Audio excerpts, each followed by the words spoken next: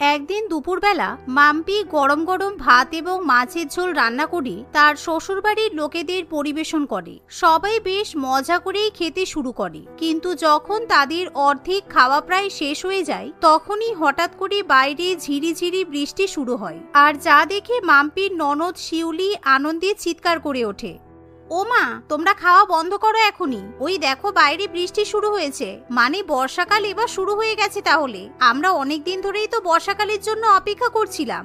শিউলির কথা শুনে তার নতুন বৌদি মাম্পি খুবই অবাক হয়। মানে তোমরা কি করতে চাইছো? বাইরে বৃষ্টি হচ্ছে দেখে তোমরা হঠাৎ করে খাওয়া বন্ধ করে দিলে কেন?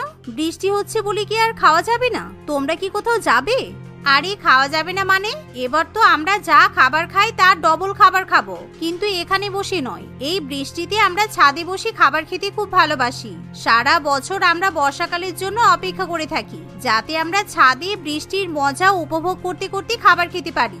কিন্তু বৌদি, আজকে তোমাকে এরকম সাদা ভাত আর মাছের ঝোল রান্না করতে হলো? এই বৃষ্টিতে আমাদের সাদা ভাত কিংবা মাছের ঝোল খেতে একদমই ভালো লাগে না। তুমি তাড়াতাড়ি একটু খিচুড়ি আর গরম গরম মাংস কষা করো না, তাড়াতাড়ি করো প্লিজ, বৃষ্টি আবার যেন থেমে না যায়। শ্বশুরবাড়ির লোকেদের মুখে এমন কথা শুনে মাম্পি একেবারে আকাশ থেকে পড়ে। আরে দুপুর 2টো বাজে আমার রান্না বান্না হয়ে গেছে, তোমাদের প্রায় অর্ধেক খাবার খাওয়া শেষও হয়ে গেছে, এখন বাইরে বৃষ্টি হচ্ছে দেখে তোমাদের মুড একেবারে পাল্টে গেল। ছাদে বসে খেতে ইচ্ছে হয়েছে, তাহলে এই মাছের ঝোল ভাত নিয়ে উপরে বসে খেয়ে নাও। এখন আমি আবার খিচুড়ি মাংস কষা রান্না করতে যাব কেন? আরে বৌমা, এরকম বৃষ্টির দিনে আমাদের সাদা ভাত খেতে ভালো লাগে না। বৃষ্টি পড়লে আমরা ছাদে বসে হয় খিচুড়ি, পোলাও, না হলে বিরিয়ানি খাই। এগুলোর মধ্যে খিচুড়িটা রান্না করতে সবচেয়ে কম সময় লাগবে, তাই তোমাকে খিচুড়ি রান্না করতে বলা হয়েছে। বেশি কথা না বলে কাজে লেগে পড়ো। এই শিউলি, তাড়াতাড়ি ছাদে চল, ছাদটা ভালো করে ঝাড়ু দিয়ে পরিষ্কার করতে হবে। রণজয়, বিজয়, স্টোর রুমে ব্লু কালারের বড় ত্রিপলটা রাখা আছে, ত্রিপলটা বার করে নিয়ে চল, ছাদে টাঙিয়ে দিবি। এভাবেই মাম্পির শ্বশুরবাড়ির লোকেরা বাইরে বৃষ্টি হওয়ার সাথে সাথে ছাদে বসে খাবার খাওয়ার বন্দোবস্ত শুরু করে দেয়। যেহেতু তাদের বাড়ির ছাদ পুরোপুরি খোলা হওয়ায় রণজয় এবং বিজয় বড় মোটা ত্রিপল ছাদের উপর টাঙিয়ে দেয়, যাতে খাবার খেতে গিয়ে তারা ভিজে না যায়। অন্যদিকে শিউলি এবং তার মা গোটা ছাদটা খুব সুন্দর করে পরিষ্কার করে দেয়। দেখতে দেখতে মাম্পির খিচুড়ি এবং মাংস কষা রান্না হয়ে গেলে সে খাবারগুলো উপরে নিয়ে আসে। আরে আপনারা তো সবাই বৃষ্টিতে মোটামুটি ভিজেই গেছেন। এরকম বৃষ্টির জলে ভিজে বেশিক্ষণ থাকলে কিন্তু ঠান্ডা লেগে যেতে পারে।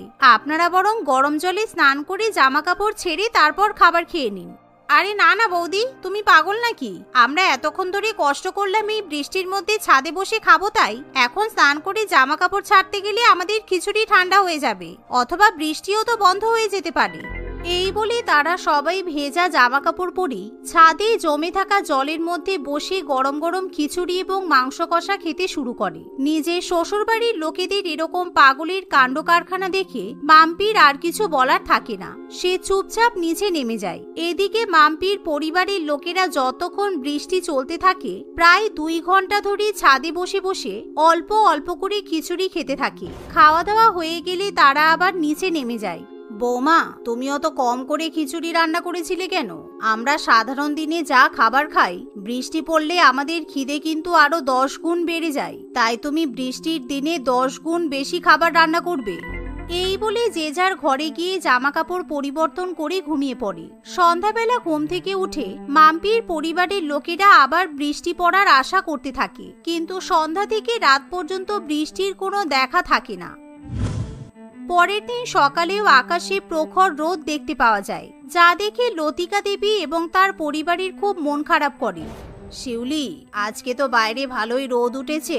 তুই যে কালকে কি সব দেখে বললি আমাদের দেশে নাকি বর্ষাকাল ঢুকে গেছে, কাল তো শুধুমাত্র 2-3 ঘন্টার জন্য বৃষ্টি হলো, আজকে তো বৃষ্টির কোনো দেখা নেই। তাহলে আজকে কি আমরা ছাদে বসে খেতে পারবো না? আরে না না, আমি গুগলে দেখেছি দুপুর 3টে থেকে বৃষ্টি হওয়ার কথা আছে, এখন খাওয়ার দরকার নেই। আমরা 3টে পর্যন্ত অপেক্ষা করব, কি আছে? বৃষ্টি শুরু হলে আমরা খাবার দাবার নিয়ে ছাদে চলে যাব। আরে বাবা, আমার তো অনেকক্ষণ আগে রান্না হয়ে গেছে, 2 ঘন্টা ধরে আমি খাবার পরিবেশন করে বসে আছি। এরকম ভাবে বৃষ্টির জন্য অপেক্ষা করলে হবে? যদি আজকে বৃষ্টি না হয় তাহলে তোমরা কি কেউ খাবে না? এখন খেয়ে নাও, পরে বৃষ্টি হলে তোমরা না হয় ছাদে গিয়ে অন্য কিছু খাবে। একদম অপয়াদের মতো কথা বলবে না তো বৌদি। গুগলে যখন দেখাচ্ছে 3টে থেকে বৃষ্টি হবে তাহলে নিশ্চয়ই হবে। কালকে ছাদে বৃষ্টির মধ্যে বসে খাবার খেয়ে আমাদের যা ভালো লেগে গেছে, আজকে আমাদের এরকম নিচে ডাইনিং টেবিলে বসে খেতে একদমই ইচ্ছা করছে না। তোমার খেতে ইচ্ছা করলে তুমি খেয়ে নাও, কিন্তু আমাদের খাওয়ার জন্য জোর করবে না। এই শুনে মাম্পির খুব রাগ হয় আর সে তার পরিবারকে ছেড়ে একাই খাওয়া দাওয়া করে নেয়। অন্যদিকে তার পরিবারের লোকেরা জানালায় বসে বসে বৃষ্টির জন্য অপেক্ষা করতে থাকে। দেখতে দেখতে 3টে বেজে যায়, কিন্তু বৃষ্টির কোনো দেখা নেই। তবুও সবাই মিলে বৃষ্টির অপেক্ষা করতে থাকে।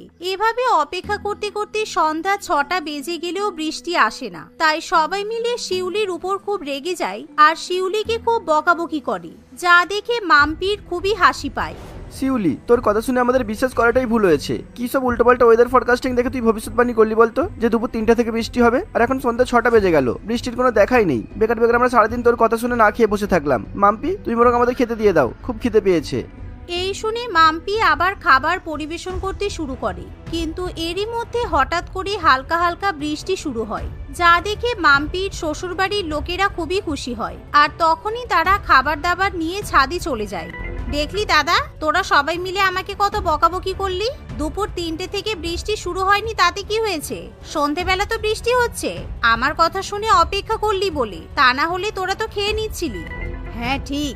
আচ্ছা রণজয়, বিজয়, বর্ষাকাল তো পড়েই গেছে, তোরা বরং ডাইনিং রুম থেকে আমাদের ডাইনিং টেবিলটা উপরে ছাদে নিয়ে চলে আয়, কারণ এখন তো আমরা প্রত্যেকদিন ছাদে বসেই খাবো। এই কি গো, তুমিও যাও, ছেলেদের সঙ্গে যাও, টেবিলটা কিন্তু খুব ভারী, 3জন মিলে ধরে ধরে নিয়ে চলে এসো। এই শুনে অর্ণববাবু তার 2 ছেলেকে নিয়ে ডাইনিং টেবিল উপরে নিয়ে আসতে চলে যায়, কিন্তু সেই ডাইনিং টেবিল ছিল প্রচন্ড ভারী। তাই অর্ণববাবু এবং তার 2 ছেলে সেই ডাইনিং টেবিলটা উপরে নিয়ে যেতে পারে না। শেষে মাম্পি এবং তার শাশুড়ি মা ও তার ননদকেও সাহায্য করতে হয়। তোমরা যে কি শুরু করেছো বাবারি বাবা, বৃষ্টির মধ্যে ছাদে বসে খাবে বলে এত কাণ্ড, এত পাগলামি কেউ করে? এত ভারী টেবিল বয়ে নিয়ে আসতে গিয়ে আমার হাতে ব্যথা হয়ে গেল। নাও এবার তোমরা তাড়াতাড়ি খেয়ে নাও, আমি খাবার পরিবেশন করে দিচ্ছি। সবাই মজা করে টেবিলে খাবার খেতে বসে পড়ে, কিন্তু তখনই হঠাৎ করে বৃষ্টি বন্ধ হয়ে যায়। তাই খাওয়া বন্ধ করে দিয়ে তারা আবার বৃষ্টির জন্য অপেক্ষা করতে থাকে। এভাবেই মাম্পির পরিবার প্রত্যেক দিনই কিছু না কিছু পাগলামি করেই থাকে। যখনই বৃষ্টি শুরু হয়, তার পরিবারের লোকেরা ছাদে খাবার খেতে চলে যায়।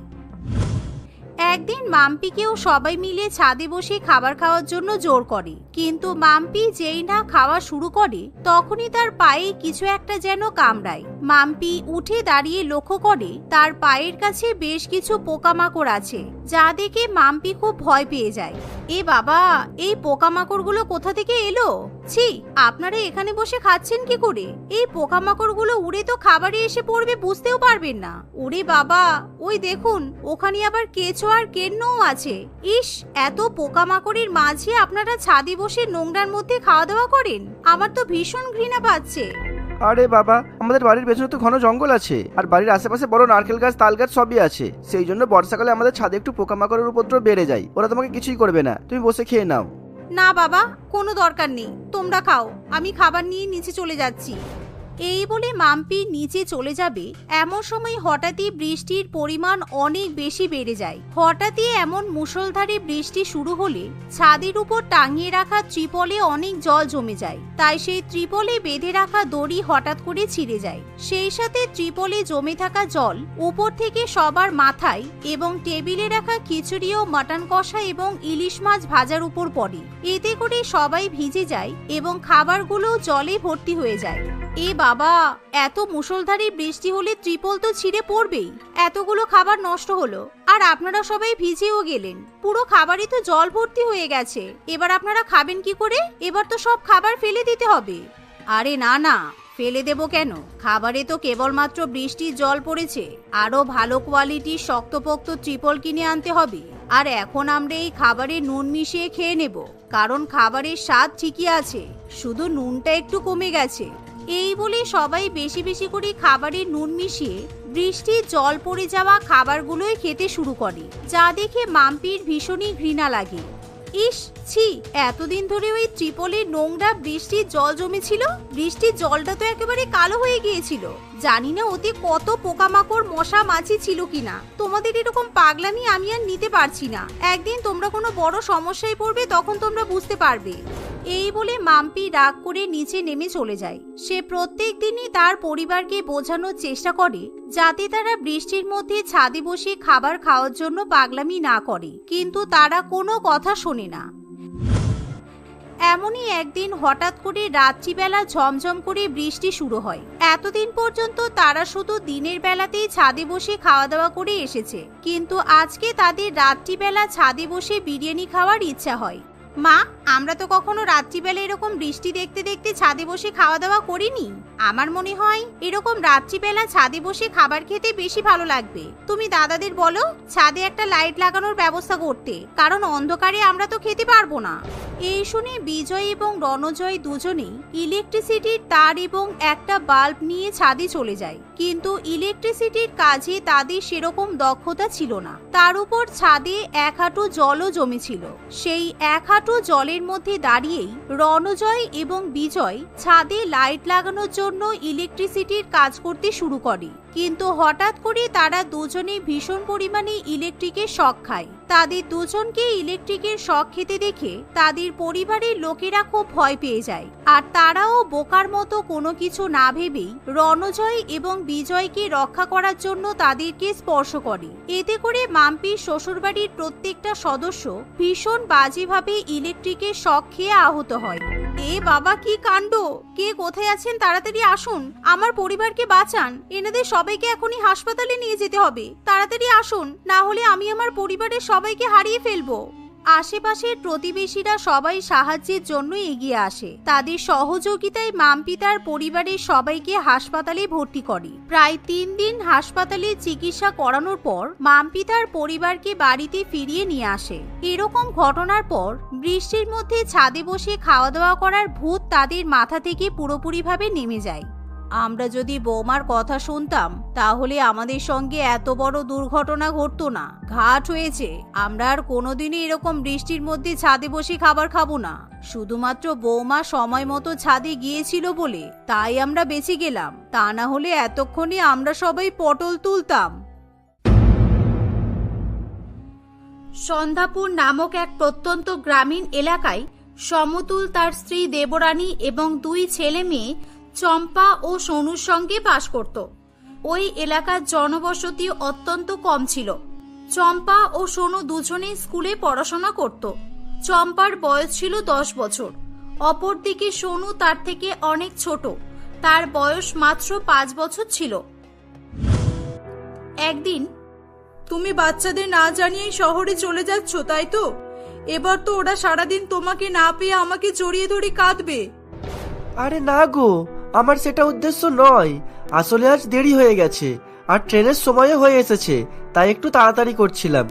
উফ, কি মুশকিল, 10টা বাজতে চললো। আচ্ছা, বাচ্চাদের তাড়াতাড়ি ডাকো দেখি। হ্যাঁ, এরকমই বলো। আগে ছেলে মেয়েদের জেদ পূরণ করো, তারপর বাকি কাজ। এই বলে দেবরানী বাচ্চাদেরকে সেখানে ডেকে আনে। ছেলে মেয়েদের দেখে সমতুল বলে, আচ্ছা আমার বাবুরা, তোমাদের জন্য শহর থেকে কি নিয়ে আসবো বলো? দেরি না করে তাড়াতাড়ি বলো দেখি। বাবা বাবা, আমার জন্য না শহর থেকে ফুচকা আনবে। আমার না ফুচকা খেতে খুব ভালো লাগে। এই, তুই বাবাকে মিথ্যা কথা বলছিস কেন? তুই তো সেই মেলায় ফুচকা খেয়েছিলি, আর অমনি তোর ফুচকা ভালো লেগে গেল? না বাবা, ও মিথ্যা কথা বলছে। তুমি ওর কথা শুনবে না। তুমি আমাদের জন্য মিষ্টি নিয়ে আসবে। আসলে সোনু ঠিকই বলছিল। সন্ধ্যাপুর গ্রামটিতে একটিও ফুচকার দোকান ছিল না। তাই বাচ্চা তো দূরের কথা, ফুচকা দোকানের অভাবে বড়দেরও ফুচকা খাওয়া হতো না। না রে, আমি শুধু মেলাতেই নয়, স্কুলেও ফুচকা খেয়েছি। আমার একটা বন্ধুর বাবা শহর থেকে নিয়ে এসেছিল, আর ও আমায় দিয়েছিল, কিন্তু একটাই দিয়েছিল। বাবা, তুমি বেশি করে নিয়ে আসবে কিন্তু। আচ্ছা বাবা, আমি তোর জন্য বেশি করেই ফুচকা আনবো। এবারে আমি যাই। বাবার মুখে এরকম কথা শুনে তার ছেলে মেয়ে বাবাকে হাসি মুখেই বিদায় দেয়। সমতুল শহরে চলে যায়। বেশ কয়েকদিন কেটে যায়। সমতল শহরে কাজ মিটিয়ে সেখান থেকে বাড়ির উদ্দেশ্যে বেরিয়ে পড়ে। বাড়ি ফেরার সময় সে ছেলে মেয়েদের জন্য ফুচকা কিনে নিয়ে আসে। বাবা, তুমি সত্যি সত্যি ফুচকা এনেছো নাকি? কই দাও দাও দেখি। ফুচকাগুলো কি সুন্দর দেখতে। এই দিদি, তুই আমার একটাও ফুচকায় হাত দিবি না, এই আমি বলে দিলাম।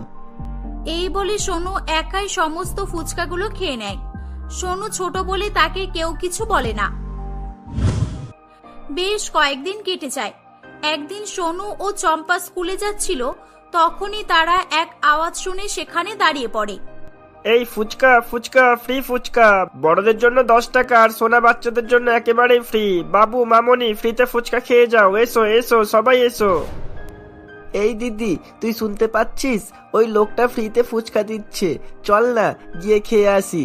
ফ্রি তো, পয়সাও লাগবে না, চল চল। এই তুই চুপ কর, যাস না ওখানে। এরকম লোকেরা ছেলে ধরা হয়, না হলে কেউ ফ্রিতে ফুচকা কেন দেবে? আমার তো কেমন যেন ভয় করছে, তুই এখান থেকে চল। চম্পা একটু বড় ছিল, তাই সে কিছুটা হলেও বুঝতে শিখেছিল। তাই সেদিন সে সোনুকে নিয়ে স্কুলে চলে যায়। সারাদিন তাদের স্কুলেই কাটে। অবশেষে স্কুল ছুটির পর বাড়ি ফেরার পথে তারা আবারও নন্দ ফুচকাওয়ালাকে ফ্রিতে ফুচকা খাওয়াতে দেখে। কিন্তু এখন সে একা ছিল না, কিছু বাচ্চাও সেখানে ছিল এবং তার কাছ থেকে ফ্রিতে ফুচকা খাচ্ছিল। তারা সেদিন এগুলো দেখেই বাড়ি চলে আসে।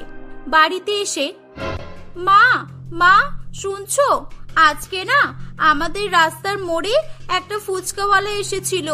আর জানো মা, ফুচকাওয়ালাটা বাচ্চাদের ফ্রিতে ফুচকা খাওয়াচ্ছিল।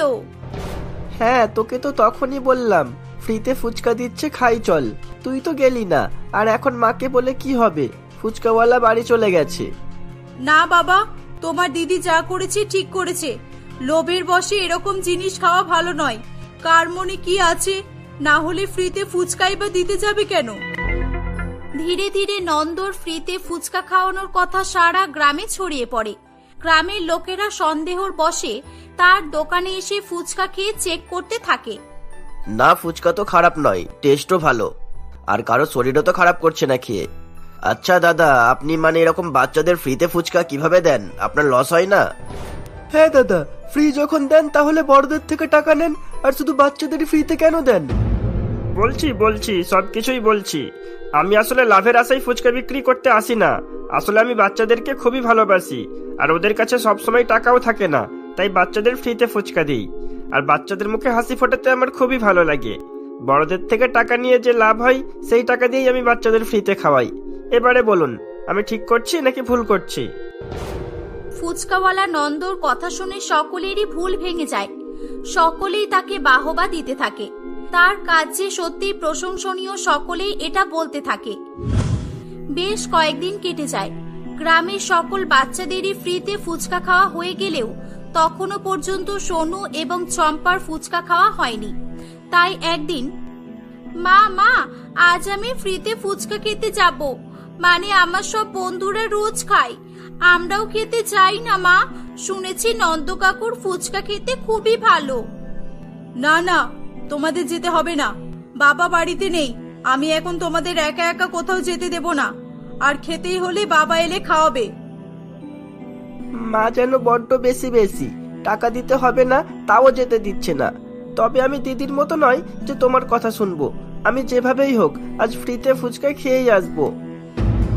মা আমি আমার বন্ধুদের সঙ্গে খেলতে যাব, ওরা অনেকক্ষণ ধরেই ডাকছে আমাকে। সোনুর খেলতে যাওয়ার কথা শুনে দেবরানী তাকে যাওয়ার জন্য অনুমতি দিয়ে দেয়। সোনু খেলতে না গিয়ে ছুটে নন্দ ফুচকাওয়ালার কাছে যায়। সেখানে আগে থেকেই কয়েকটি ছেলে ফ্রিতে ফুচকা খাচ্ছিল। কাকু আমাকে ফুচকা দিন না, আমি ফুচকা খেতে খুবই ভালোবাসি। এই চুপ কর, আমরা কি ভালোবাসি না নাকি? এখানে ফ্রিতে ফুচকা খেতে হলে কাকুর কিছু কথা মানতে হবে, আর বাড়ির কাউকেই সেটা বললে চলবে না, বুঝলি? কি বলো কাকু? আরে বিকি, ও আজ প্রথম এসেছে, প্রথম দিনই ওকে এরকম বললে চলে না। খাও বাবা খাও, তুমি আজকে মন ভরে ফুচকা খাও। সোনু পেট ভরে ফুচকা খায়।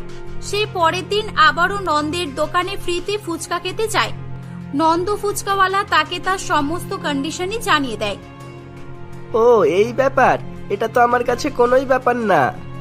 ভালো করে খেয়াল রাখবি, আর কাউকে বলবি না তো। কাউকে যদি বলিস তাহলে কিন্তু কাকু আমাদের আর ফ্রিতে ফুচকা দেবে না। বেশ কয়েকদিন কেটে যায়। এমনই একদিন সমতুল শহর থেকে বাড়ি ফিরছিল। সেদিন চম্পা তার বাবাকে ফুচকার ঘটনা বললে, ভালোই তো, এমনিতে গ্রামে ফুচকাওয়ালা হয়েছে এটাই যথেষ্ট। সেই কত দূর শহর থেকে ফুচকা বয়ে বয়ে আনতে হতো, আমি তো ওই ফুচকাওয়ালাকে গিয়ে থ্যাঙ্কস জানাবো। এই বলে সমতুল তার দুই বাচ্চাকে নিয়ে নন্দের ফুচকার দোকানে যায় এবং তার ফুচকা খেয়ে সমতুল বলে, বাহ দাদা, আপনার ফুচকার টেস্ট তো দারুণ, আর আপনি খুবই ভালো কাজ করেছেন। আপনার বিষয়ে আমি সবকিছুই শুনেছি, আর এও শুনেছি বাচ্চারা আপনার ফ্রি ফুচকার পাগল। শুধু আমার বাচ্চারা বাদে, আমি আগে যদি আসতাম তাহলে বাচ্চাদের অবশ্যই পাঠাতাম। আপনি একই বলছেন? আপনার ছেলে তো রোজই আমার দোকানে ফ্রি ফুচকা খেতে আসে, গ্রামের কোনো বাচ্চাই বাদ নেই, বুঝলেন? তা বেশ ভালোই তো। সোনু আসলে ফুচকা খেতে একটু ভালোবাসে, আর আমিও মনে মনে জানতাম ও নিশ্চয়ই খাবে। ফ্রি তো দূরের কথা, টাকা দিয়ে হলে ও এমন ছেলে টাকা চুরি করে নিয়ে এসেও খেত। এভাবে তারা কথাবার্তা বলছিল। তখনই চম্পা লক্ষ্য করে যে সোনু লুকিয়ে নন্দ কাকুর একটা বাক্সে কিছু একটা রেখে দেয় এবং নন্দ তাকে চোখ দেখিয়ে কিছু একটা ইশারা করে। বাবা, চুরি করে নয়, এমনও তো হতে পারে নন্দ কাকু কিছুর বিনিময়ে ফুচকা খাওয়ায়। আমি এক্ষুনি দেখেছি সোনু নন্দ কাকুর এই বাক্সে কি একটা রেখেছে। তুমি ওই বাক্সটা চেক করে দেখো তো বাবা, সোনু ওটাতে কি রেখেছে। কি বলছিস কি? সোনু দিদি কি বলেছে? তুই ওই বক্সে কি রেখেছিস? কই বাবা, কিছু না তো।